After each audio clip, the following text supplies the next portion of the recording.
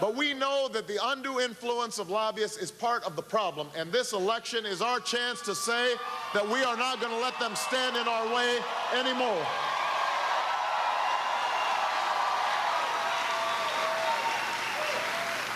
We're up against the conventional thinking that says your ability to lead as president comes from longevity in Washington or proximity to the White House.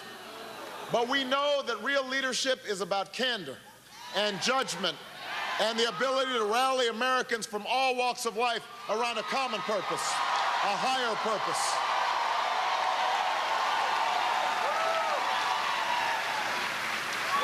We're up against decades of bitter partisanship that cause politicians to demonize their opponents instead of coming together to make college affordable or energy cleaner. It's the kind of partisanship where you're not even allowed to say that a Republican had an idea, even if it's one you never agreed with.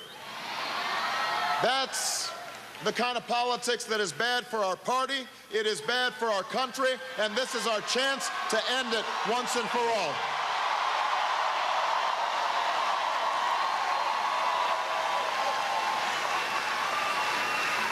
We're up against the idea that it's acceptable to say anything and do anything to win an election. But we know that this is exactly what's wrong with our politics. This is why people don't believe what their leaders say anymore. This is why they tune out.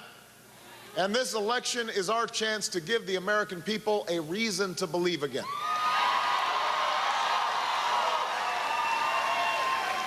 But let me say this, South Carolina, what we've seen in these last weeks is that we're also up against forces that are not the fault of any one campaign, but feed the habits that prevent us from being who we want to be as a nation. It's the politics that uses religion as a wedge and patriotism as a bludgeon.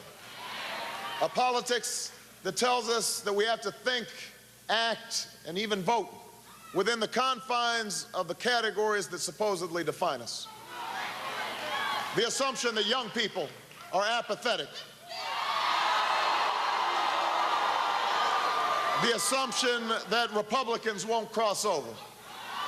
The assumption that the wealthy care nothing for the poor and that the poor don't vote. The assumption that African Americans can't support the white candidate. Whites can't support the African American candidate. Blacks and Latinos cannot come together. We are here tonight to say that that is not the America we believe in.